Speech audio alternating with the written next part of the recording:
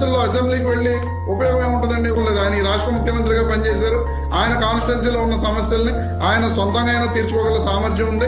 అవసరమైతే ఆయన సొంత డబ్బులతోటైనా ఎక్కడైనా ఏది నిర్మించాలన్నా ఏది చేయాలన్నా ఆయన ఖర్చు పెట్టగల పరిస్థితులు ఆ పులివెందుల కాన్స్టిట్యున్సీలో ఉంటాయి. రెండోది ఇంకోటి మాట్లాడారు సార్, పెచ్చ నవ్వు వచ్చింది ఈ మాటకు మాత్రం నాకు, కానీ లైవ్ లో నవ్వకూడదని కామ్ గా ఉన్నాను.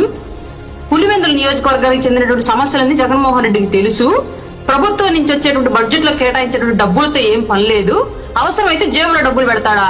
పిల్లికి పెచ్చం పెట్టిన కుటుంబం వైఎస్ కుటుంబం అని చెప్పేసి రాష్ట్ర వ్యాప్తంగా అందరికీ తెలుసు. పులివెందుల బస్ స్టాండ్ కూడా మొన్న ముఖ్యమంత్రి అయినాక సరిగ్గా పూర్తి చేసుకుంటే ఎప్పుడు కూడా కంప్లీట్ రెనోవేషన్ కంప్లీట్ అవ్వలేదు. పులివెందుల బస్ స్టాండ్ కూడా ఇవాళకి కూడా రాష్ట్ర వ్యాప్తంగా రైతుల మరణాలు జరిగితే కడప జిల్లాలో కొంతమంది ఎక్కువ మంది మరణాలు జరిగాయి కౌలు రైతులు. దానికి పవన్ కళ్యాణ్ గారు రిలీజ్ వాళ్ళందరికీ కూడా సొంత డబ్బులు జేబులో డబ్బులు పెట్టి నష్టపరిహారం ఇచ్చొచ్చాడు కుటుంబానికి. మీరు అప్పుడే ఏం చేసుకోవద్దాం, మా ప్రభుత్వం వచ్చాక ఏదో ఒకటి చేస్తామేమని చెప్పేసి లక్ష ఒక్కొక్క కుటుంబానికి ఇచ్చొచ్చాడు.